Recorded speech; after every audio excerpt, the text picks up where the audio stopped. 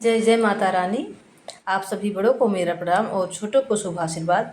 हम आपके लिए लेके आए हैं दुर्गा सप्तशती का तीसरा, चौथा, पांचवा, छठवां, सातवां अध्याय, जिसमें अपने चैनल पे मैंने पहला दूसरा अध्याय डाला था और अलग अलग अध्याय मैंने डाल रखे हैं। तो मैंने सोचा आप लोग के लिए ये तीसरा, चौथा, पांचवा, छठवां, सातवां अध्याय एक में बनाओ, जिससे आप लोग को आसानी हो सके।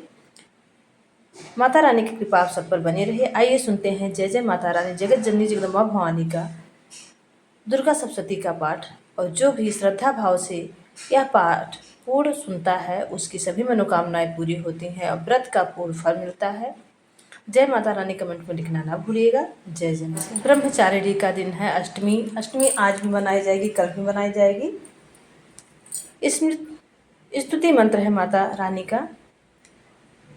श्वेते वृषे समारूढ़ा श्वेतांबरधरा शुचि महागौरी शुभम दद्यात् महादेव प्रमोद ददात्। या सर्वदेवी सर्वभूतेषु माँ गौरी रूपेण संस्थिता। नमस्तस्यै नमस्तस्यै नमस्तस्यै नमो नमः। जय माँ गौरी की जय हो। तीसरा अध्याय सेनापतियों सहित महिषासुर का वध। महर्षि मेघा ने कहा, महिषासुर की सेना नष्ट होती देखकर उस सेना का सेनापति चिच्छुर क्रोध में भरकर देवी के साथ युद्ध करने के लिए आगे बढ़ा। वह देवी पर इस प्रकार बाणों की वर्षा करने लगा मानो सुमेर पर्वत पानी की धार बरसा रहा हो। इस प्रकार देवी ने अपने बाणों से उसके बाणों को काट डाला तथा उसके घोड़ों और सारथी को मार दिया। साथ ही अपने धनुष और उसकी अत्यंत ऊंची ध्वजा को काटकर नीचे गिरा दिया। उसका धनुष कट जाने के पश्चात उसके शरीर के अंगों को भी बाणों से बेध दिया। धनुष, घोड़ों और सारथी को नष्ट हो जाने पर वह असुर ढाल और तलवार लेकर देवी की तरफ आया। उसने अपनी तीक्ष्ण धार वाली तलवार से देवी के सिंह के मस्तक पर प्रहार किया और बड़े वेग से देवी की बाईं भुजा पर वार किया। देवी की बाईं भुजा को छूते ही उस दैत्य की तलवार टूटकर दो टुकड़े हो गई। इससे दैत्य ने क्रोध में भरकर शूल हाथ में लिया और उसे भद्रकाली की ओर फेंका। देवी की ओर आता हुआ वह शूल आकाश से गिरते हुए सूर्य के समान प्रज्वलित हो रहा था। उस शूल के को अपनी ओर आते हुए देखकर देवी भी शूल को छोड़ा और महाअसुर के शूल के 100 टुकड़े कर दिए और साथ ही महाअसुर के प्राण भी हर लिए। चिच्छुर के मरने पर देवताओं को दुख देने वाला चामार नामक दैत्य हाथी पर सवार होकर महादेवी महामाया से लड़ने के लिए आया। उसने आते के साथ ही शक्ति से प्रहार किया, किंतु देवी ने अपने हुंकार से ही उसे तोड़कर पृथ्वी पर डाल दिया। शक्ति को टूटा हुआ देखकर दैत्य ने क्रोध में लाल होकर शूल को चलाया, किंतु देवी ने उसको भी काट दिया। इसमें देवी का सिंह उछलकर हाथी के मस्तक पर सवार हो गया और दैत्य के साथ बहुत ही तीव्र युद्ध करने लगा। फिर वह दोनों लड़ते हुए हाथी पर से पृथ्वी पर आ गिरे और दोनों बड़े क्रोध से लड़ने लगे। फिर सिंह बड़े जोर से आकाश की ओर उछला और पृथ्वी की ओर आया तो अपने पंजे से चमार का सिर धड़ से अलग कर दिया। क्रोध में भरी हुई देवी ने शिला और वृक्ष आदि चोटों से उदग्र को भी मार दिया। करार को दांतों, मुख को और थप्पड़ों से चूर कर डाला। क्रुद्ध हुई देवी ने गदा के प्रहार से उद्धत दैत्य को मार गिराया। भिंध्यपाल को, वासकल को बाणों से, ताम्र तथा अंधक को मौत के घाट उतार दिया। तीनों नेत्रों वाली परमेश्वरी ने त्रिशूल के उग्राशय, उग्रवीर और महाहनु नामक राक्षसों को मार गिराया। उसने अपनी तलवार से बिडाल नामक दैत्य का सिर काट डाला तथा अपने बाणों से दुर्धर और दुर्मुख राक्षसों को यमलोक पहुंचा दिया। इस प्रकार जब महिषासुर ने देखा कि देवी ने मेरी सेना को नष्ट कर दिया है तो अब भैंसे का रूप धारण कर देवी के गढ़ों को दुख देने लगा। उन गढ़ों में कितनों को उन्होंने मुख के प्रहार से, कितनों को खुरों से, कितनों को पूंछ से, कितनों को सिंहों से, बहुतों को दौड़ने के वेग से, अनेकों को सिंहनाद से, कितनों को चक्कर देकर और कितनों को श्वास वायु के झोंकों से पृथ्वी पर गिरा दिया। वह दैत्य इस प्रकार गढ़ों की सेना को गिरा देख देवी के सिंह को मारने के लिए दौड़ा। इस पर देवी को बड़ा गुस्सा आया। उधर दैत्य भी क्रोध में भरकर धरती को खुरों से खोदने लगा तथा सिंहों से पर्वतों को उखाड़कर धरती पर फेंकने लगा और मुख में शब्द करने लगा। महिषासुर के वेग के से चक्कर देने के कारण पृथ्वी क्षुब्ध होकर फटने लगी। उनकी पूंछ से टकराकर समुद्र चारों ओर फैलने लगा। हिलते हुए सिंहों के आघात से मेघ खंड खंड हो गए और श्वास से आकाश में उड़ते हुए पर्वत फटने लगे। इस प्रकार क्रोध में भरे हुए राक्षस को देखकर चंडिका को भी क्रोध आ गया और वह उन्हें मारने के लिए क्रोध में भर गई। देवी ने पास फेंक कर दैत्य को बांध लिया और उसने बच जाने पर दैत्य का रूप त्याग कर और सिंह का रूप बना लिया। और ज्यों ही देवी उनका सिर काटने के लिए तैयार हुई कि उसने पुरुष का रूप धारण कर लिया, जो कि हाथ में तलवार लिए हुए था। देवी ने तुरंत ही अपने बाणों के साथ उस पुरुष को उसकी तलवार ढाल सहित बेच डाला। इसके पश्चात वह हाथी के रूप में दिखाई देने लगा और अपनी लंबी सूंड से देवी के सिंह को खींचने लगा और गरजने लगा। देवी ने अपनी तलवार से उसकी सूंड काट डाली। तब राक्षस ने एक बार फिर भैंसे का रूप धारण कर लिया और पहले की तरह चर अचर जीवों सहित समस्त त्रिलोकी को व्याकुल करने लगा। इसके पश्चात क्रोध में भरी हुई देवी बारंबार उत्तम मधु का पान करने लगी और लाल लाल नेत्र करके हंसने लगी। उधर बलवीर तथा मद से क्षुद्र हुआ दैत्य भी गरजने लगा। अपने सिंहों से देवी को पर्वतों को फेंकने लगा। देवी अपने वाड़ों से उसे फेंकते हुए पर्वतों को चूर करती हुई बोली, ओ मूढ़, जब तक मैं मधुपान कर रही हूँ तब तक तू गरज ले।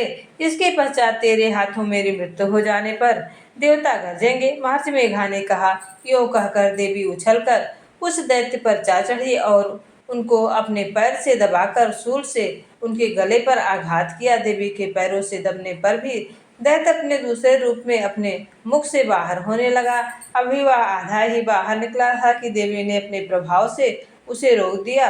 तब वह आधा निकला हुआ दैत्य युद्ध करने लगा तो देवी ने अपनी तलवार से उसका सिर काट दिया। इसके पश्चात सारी सेना हाहाकार करती हुई वहां से भाग खड़ी हुई और सब देवता अत्यंत प्रसन्न हुए तथा ऋषियों महर्षियों सहित देवी की स्तुति करने लगे। गंधर्वराज गान करने लगे और अप्सराएं नृत्य करने लगी। समाप्त होता है दुर्गा सप्तशती का तीसरा अध्याय। आइए सुनते हैं चौथा अध्याय। जय जय माता रानी। इंद्रादि देवताओं द्वारा देवी की स्तुति। महर्षि मेघा बोले, देवी ने जब पराक्रमी दुरात्मा महिषासुर को मार गिराया और असुरों की सेना को मार दिया, तब इंद्रादि समस्त देवता अपने सिर तथा शरीर को झुकाकर भगवती की स्तुति करने लगे। जिस देवी ने अपनी शक्ति से यह जगत व्याप्त किया है, जो संपूर्ण देवताओं तथा महर्षियों की पूजनीय है, उस अंबिका को हम भक्तिपूर्वक नमस्कार करते हैं। वह हम सबका कल्याण करे। जिस अतुल प्रभाव और बल वर्णन से भगवान विष्णु और ब्रह्मा जी भी नहीं कर सकते, वह चंडिका देवी इस संपूर्ण जगत का पालन करे और अशुभ भय का नाश करे।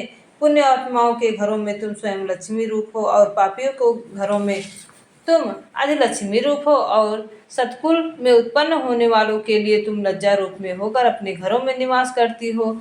हम उस दुर्गा भगवती को नमस्कार करते हैं। हे देवी, इस विश्व का पालन करो। हे देवी, हम तुम्हारे अचिंतन्य रूप का किस प्रकार वर्णन करें। असुरों के नाश करने वाली भारी पराक्रम तथा समस्त देवताओं और दैत्यों के विषय में जो तुम्हारे पवित्र चरित्र हैं, उनको हम किस प्रकार वर्णन करें। हे देवी, त्रिगुणात्मिकता होने पर भी संपूर्ण जगत की उत्पत्ति का कारण हो। हे देवी, भगवान विष्णु शंकर आदि किसी भी देवता ने तुम्हारा पार नहीं पाया है। तुम सबकी आश्रय हो। यह संपूर्ण जगत तुम्हारा ही अंश रूप है, क्योंकि तुम सबकी आदिभूत प्रकृति हो। हे देवी, तुम्हारे जिस नाम से उच्चारण से संपूर्ण यज्ञों में सब देवता तृप्ति लाभ करते हैं, वह स्वतः तुम ही हो। इसके पश्चात जो भी अतिरिक्त तुम पितरों को तृप्ति का कारण हो, इसलिए सब आपको स्वधा कहते हैं। हे देवी, वह विद्या जो मोक्ष देने वाली है, जो अचिंतन महाज्ञान स्वरूपा है, तत्वों के सार को वश में करने वाले, संपूर्ण दोषों को दूर करने वाले, मोक्ष की इच्छा रखने वाले मुंजन जिसका अध्ययन करते हैं वह तुम ही हो। तुम वाणी रूपा हो और दोष रहित ऋग तथा यजुर्वेदों की एवं उद्गीत और सुंदर पदों के पाठ वाले सामवेद का आश्रय रूप तुम ही हो। तुम भगवती हो। इस विश्व की उत्पत्ति एवं पालन के लिए तुम वार्ता के रूप में प्रकट हुई हो और तुम संपूर्ण संसार की पीड़ा हरने वाली हो। जिससे सारे शास्त्रों को जाना जाता है वह मेघास्ति तुम ही हो और दुर्गम भव सागर से पार करने वाली नौका भी तुम हो। लक्ष्मी रूप में विष्णु भगवान के हृदय में निवास करने वाली और भगवान महादेव के द्वारा सम्मानित गौरी तुम ही हो। मंद मंद मुस्काने वाले निर्मल पूर्ण चंद्र बिंब के समान और उत्तम स्वर्ण की मनोहर क्रांति के कामनीय तुम्हारे मुख को देखकर भी महिषासुर क्रोध में भर गया। यह बड़े आश्चर्य की बात है। और हे देवी, तुम्हारा यही मुख जब क्रोध से भर गया तो उदय काल के चंद्रमा की भांति लाल हो गया और तनी हुई भौहों के कारण विकराल रूप हो गया। उसे देखकर भी महिषासुर के शीघ्र प्राण नहीं निकल गए।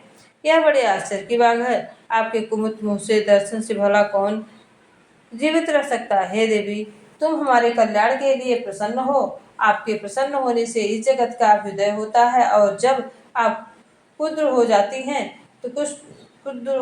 हैं तो कितने ही कुलों का सर्वनाश हो जाता है। यह हमने अभी भी जाना है जब तुमने महिषासुर की बहुत बड़ी सेना को पल भर में नष्ट कर दिया। देखते ही देखे मार दिया। हे देवी, सदा अभ्युदय प्रताप देने वाली तुम जिस पर प्रसन्न हो जाती हो वही देश में सम्मानित होते हैं।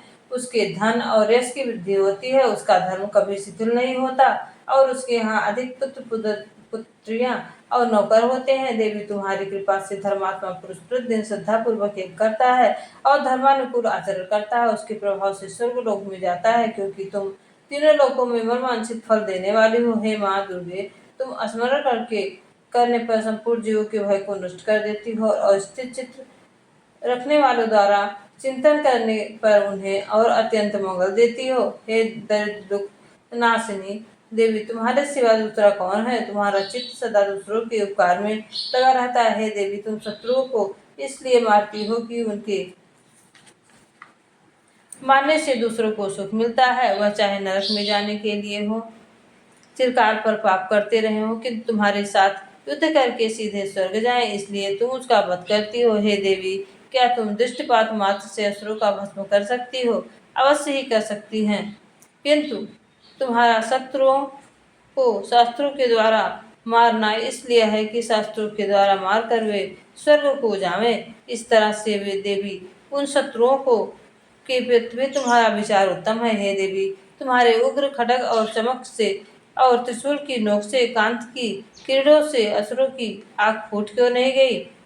उसका कल्याण यह था। कारण यह है कि वे किरणों से शोभायमान तुम्हारे चंद्रमा के समान आनंद प्राप्त करने वाले सुंदर मुख को देख रहे थे।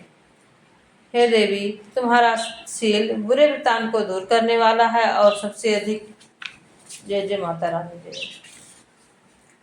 तुम्हारा रूप है जो कभी चिंतन में नहीं आ सकता और ना ही जिसके रूपे में कभी तुलना भी हो सकती है। तुम्हारा बल व पराक्रम शत्रुओं को नाश करने वाला है। इस तरह तुमने शत्रुओं पर पाकर दया की है। हे देवी, तुम्हारे बल की किसके साथ बराबरी की जा सकती है तथा शत्रुओं को भय देने वाला इतना सुंदर रूप है और कितनी विकसित है।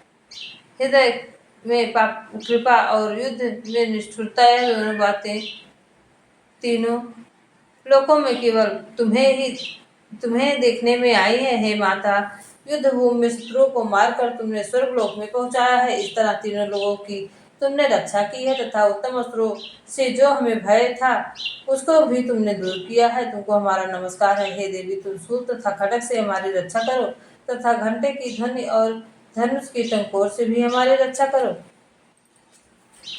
चंडिके, आप अपने शूल को घुमाकर पूर्व, पश्चिम, उत्तर तथा दक्षिण दिशा में हमारी रक्षा करो। तीनों लोकों में जो तुम्हारे सौम्य रूप में हैं उनकी तथा घोर रूप हैं उससे हमारी रक्षा करो तथा इस पृथ्वी की रक्षा करो। हे अंबिके, आपके कर पल्लवों में जो खड्ग, शूल और गदा आदि शस्त्र शोभा पा रहे हैं उनसे हमारी रक्षा करो। महर्षि मेघा के इस प्रकार सब देवताओं ने जगत माता भगवती की स्तुति की और नंदन वन में पुष्पों के तथा अंगलोपी द्वारा उनका पूजन किया और फिर सबने मिलकर जब सुगंधित और दिव्य धूपों से उनको सुगंधित निवेदन की, तब माँ प्रसन्न होकर, हे देवताओं, तुम सब मुझसे मन वांछित फल मांग सकते हो। देवता बोले, हे भगवती, तुम्हारे हमारा सब कुछ कार्य किया है, अब हमारे लिए कुछ भी मांगना बाकी नहीं है, क्योंकि तुमने हमारे शत्रु महिषासुर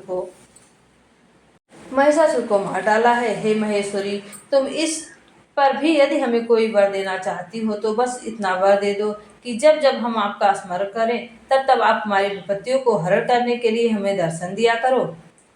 हे अंबिके, जो कोई भी तुम्हारी स्तुति करे तुम उसको वित्त, समृद्धि और वैभव देने के साथ ही उनके धन और स्त्री आदि संपत्ति बढ़ावें और सदा हम पर प्रसन्न रहे। महर्षि बोले, हे राजन, देवताओं ने जब जगत के लिए तथा अपने लिए इस प्रकार का प्रश्न किया तो बस तथास्तु कहकर देवी अंतर्ध्यान हो गई। हे भू, जिस प्रकार तीनों लोगों का हित चाहने वाली वह भगवती देवताओं के शरीर में उत्पन्न हुई थी, वह सारा वृत्तांत मैं तुझे कह दिया। और इसके पश्चात दुष्ट असुरों तथा शुंभ निशुंभ का वध करने और सब लोगों की रक्षा करने के लिए जिस प्रकार गौरी देवी के शरीर से उत्पन्न हुई थी, वह सारा वृत्तांत यथार्थ मैंने तुम्हें सुना दिया है। यहाँ समाप्त होता है चौथा अध्याय। जय जय माता रानी। आइए सुनते हैं पांचवा अध्याय, देवताओं द्वारा देवी की स्तुति। दुर्गा सप्तशती, पांचवा अध्याय, देवताओं द्वारा देवी की स्तुति। महर्षि मेघा ने कहा, पूर्व काल में शुंभ निशुंभ नामक असुरों ने अपने बल के मद से इंद्र का, त्रिलोकी का राज्य और यज्ञों का भाग छीन लिया, और वह दोनों इस प्रकार सूर्य, चंद्रमा, धर्मराज और अरुण के अधिकार भी छीन लिया। स्वयं ही उनका उपयोग करने लगे, वायु और अग्नि का कार्य भी वही करने लगे। इसके पश्चात उन्होंने जिस देवता का राज्य छीना था उनको अपने अपने स्थान से निकाल दिया। इस तरह से अधिकार छीने हुए तथा दैत्यों द्वारा निकाले हुए देवता अपराजिता देवी का स्मरण करने लगे कि देवी ने हमको वर दिया था कि मैं तुम्हारी संपूर्ण विपत्तियों को नष्ट करके रक्षा करूंगी। इस तरह देवताओं ने ऐसा विचार कर सब देवता हिमालय पर गए और भगवती विष्णु माया की स्तुति करने लगे। देवताओं ने कहा, देवी को नमस्कार है, शिवा को नमस्कार है, प्रकृति को और भद्रा को नमस्कार है। हम लोग रुद्रा, नित्या और गौरी को नमस्कार करते हैं। जो स्नेहमयी, चंद्रोपड़ी व सुखरूपा देवी निरंतर नमस्कार है। शरणागतों का कल्याण करने वाली वृद्धि और सिद्ध रूपा देवी को हम बारंबार नमस्कार करते हैं। और राजाओं की लक्ष्मी तथा सर्वाणी को नमस्कार है। दुर्गा को, दुर्गा स्थलों को पार करने वाली दुर्गपारा को नमस्कार है। सारा सर्व कारिणी, ख्यात कृष्णा और धूम्र देवी को सदैव नमस्कार है। अत्यंत सौम्य तथा अत्यंत रौद्र रूपा को हम नमस्कार करते हैं, उन्हें हमारा बारंबार प्रणाम है। जगत की आधार भूतकृति देवी को बारंबार नमस्कार करते हैं। जिस देवी को प्राणी मात्र विष्णु माया कहते हैं उसको नमस्कार है, उसको नमस्कार है, उसको नमस्कार है। जो देवी संपूर्ण प्राणियों में चेतना कहलाती है उनको नमस्कार है, उनको नमस्कार है, उनको नमस्कार है। जो संपूर्ण प्राणियों में बुद्धि रूप में स्थित है उनको नमस्कार है, उनको नमस्कार है, उनको नमस्कार है। जो देवी नमस्कार है, उनको नमस्कार है। जो देवी प्राणियों, पक्षियों और क्षुधा रूप में विराजमान है उनको नमस्कार है, उनको नमस्कार है, उनको नमस्कार है, उनको नमस्कार है। जो देवी संपूर्ण प्राणियों में छाया रूप में स्थित है उनको नमस्कार है, उनको नमस्कार है, उनको नमस्कार है। जो देवी सब प्राणियों में शक्ति रूप में स्थित है उनको नमस्कार है, उनको नमस्कार है, उनको नमस्कार है, उनको नमस्कार है।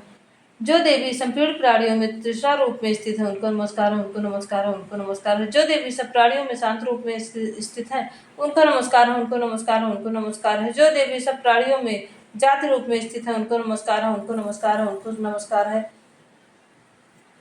जो नमस्कार है। जो देवी सब प्राणियों में लज्जा रूप में स्थित है उनको नमस्कार है, उनको नमस्कार है, उनको नमस्कार है। जो देवी प्राणियों में शांत रूप में स्थित है उनको नमस्कार है, उनको नमस्कार है, उनको नमस्कार है। जो देवी संपूर्ण प्राणियों में श्रद्धा रूप में स्थित है उनको नमस्कार है, उनको नमस्कार है, उनको नमस्कार है। जो देवी संपूर्ण प्राणियों में कांत रूप में स्थित है उनको नमस्कार है, उनको नमस्कार है, उनको नमस्कार है। जो देवी सब प्राणियों में लक्ष्मी रूप में स्थित है उनको नमस्कार है, उनको नमस्कार है, उनको नमस्कार है। जो देवी संपूर्ण प्राणियों में वित्त रूप में स्थित है उनको नमस्कार है, उनको नमस्कार है, उनको नमस्कार है। जो देवी सब प्राणियों में स्मृत रूप में विराजमान है उनको नमस्कार है, उनको नमस्कार है, उनको नमस्कार है, उनको नमस्कार है।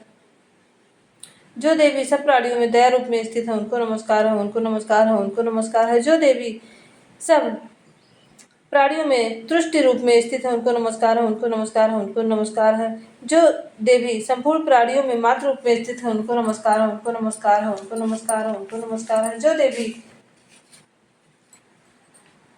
प्राणियों में भ्रांत रूप में स्थित है, उनको नमस्कार है, उनको नमस्कार है, उनको नमस्कार है। जो देवी संपूर्ण प्राणियों में नित्य व्याप्त करती है, उनको नमस्कार है, उनको नमस्कार है, उनको नमस्कार है। जो देवी चैतन्य रूप से संपूर्ण ब्रह्मांड को व्याप्त करके स्थित है, उनको नमस्कार है, उनको नमस्कार है, उनको नमस्कार है। पूर्व काल में देवताओं ने अपने अभीष्ट फल पाने के लिए जिसकी स्तुति की थी और देवराज इंद्र ने बहुत दिनों तक जिसका सेवन किया था, वह कल्याण की साधना भूता ईश्वरी हमारा कल्याण करे और मंगल करे तथा सारी विपत्तियों को नष्ट कर डाले। असुरों के सताए हुए हम संपूर्ण देवता उस परेशानी को इस समय नमस्कार करते हैं तथा जो भी भक्ति पूर्वक स्मरण करे तुरंत ही सारी विपत्तियों और कष्टों को नष्ट कर देती हैं। वह जगदम्बा इस प्रकार इस समय भी हमारा मंगल करके हमारी समस्त विपत्तियों को दूर करे। महर्षि मेघा ने कहा, हे राजन, इस प्रकार जब देवता स्तुति कर रहे थे उसी समय पार्वती देवी गंगा में स्नान करने के लिए आई। तब उन्होंने शरीर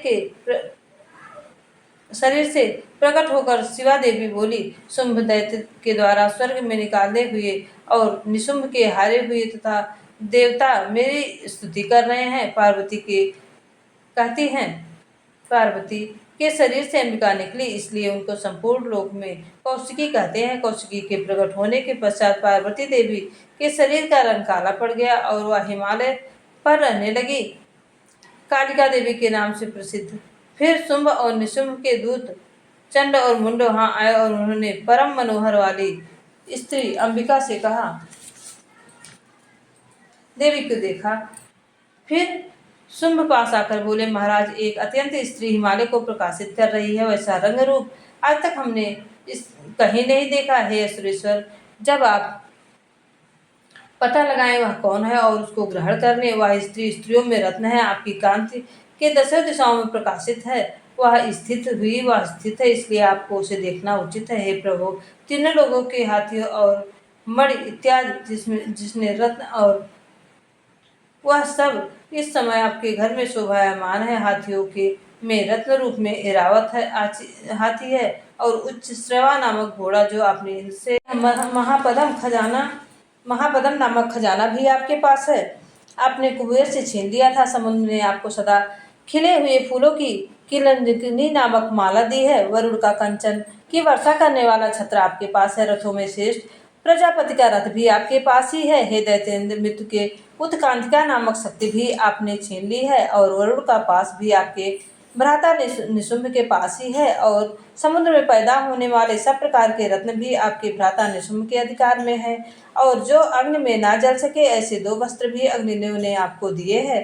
हे दैत्येंद्र, इस प्रकार सारी रत्न रूपी वस्तुएं आप संग्रह कर चुके हैं, तो फिर आप यह कल्याण में स्त्रियों में रत्न रूपी अनुपम स्त्री आप क्यों नहीं ग्रहण करते।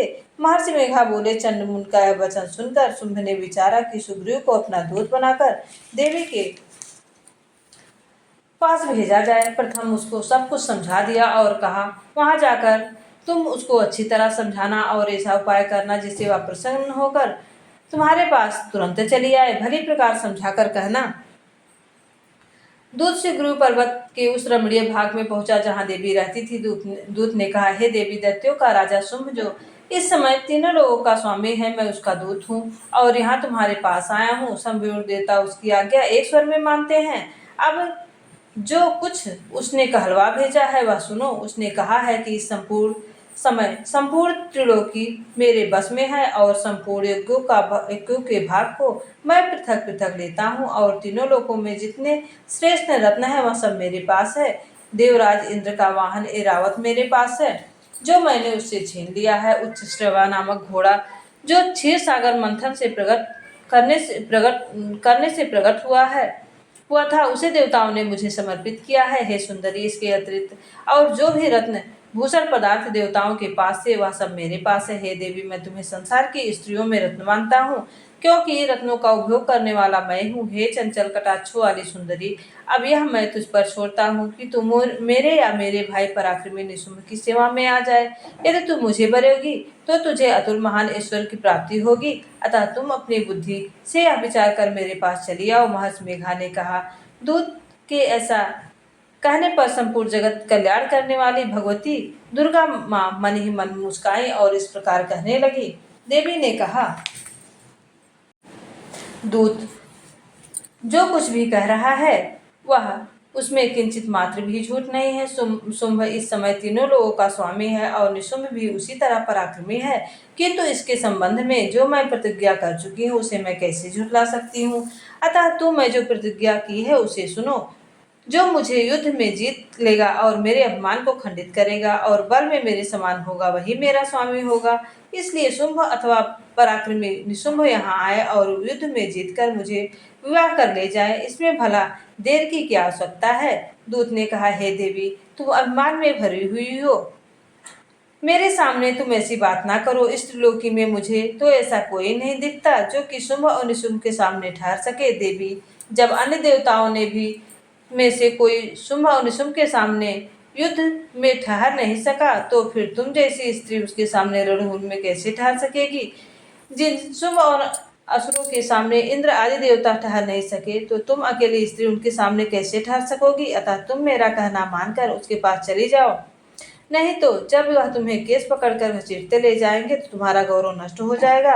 इसलिए मेरी बात मान लो। देवी ने कहा, जो कुछ तुमने कहा ठीक है। शुंभ और निशुंभ बड़े बलवान है, लेकिन मैं क्या कर सकती हूँ, क्योंकि मैंने बिना विचारे प्रतिज्ञा कर चुकी हूँ। इसलिए तुम जाओ और मैंने जो कुछ कहा है वह सब आदर पूर्वक असुरेंद्र से कह दो। इसके पश्चात वो जो उचित समझे वह करे। माता रानी यहाँ समाप्त होता है दुर्गा सप्तशती का 5वां अध्याय। आप सभी पर माता रानी की कृपा बनी रहे, आप सभी स्वस्थ रहें और प्लीज़ माता रानी की दुर्गा सप्तशती के पाठ में जो भी कुछ त्रुटि होगी तो कृपया कमेंट बॉक्स के माध्यम से अवगत कराइएगा। यह तीसरा, चौथा, 5वां अध्याय मैंने इस वीडियो में डाला है आप लोगों के लिए, और मैंने फर्स्ट वीडियो में पहला अध्याय और दूसरा अध्याय डाला है। वैसे मैं प्रतिदिन एक एक अध्याय करके 9 दिनों में डाल रही हूँ। तो जो भी त्रुटि होगी कमेंट बॉक्स के माध्यम में बताइएगा। और जो भी दुर्गा सप्तशती का पाठ भक्ति भाव से वचन से पढ़ता है या सुनता है उसकी सभी मनोकामनाएं पूरी होती हैं और माता रानी की कृपा उस पर बनी रहती है। दुर्गा सप्तशती के पाठ का महात्म्य बहुत ही फलदायक है। जो भी श्रद्धापूर्वक 9 दिनों में माता रानी का यह पाठ करता है और माता रानी के कवच और पूरा दुर्गा सप्तशती में जो स्तोत्र है उसका पाठ करता है, उसकी सभी मनोकामनाएं पूरी होती हैं और माता रानी की कृपा उस पर बनी रहती है। तो जय जय माता रानी, जय माता रानी।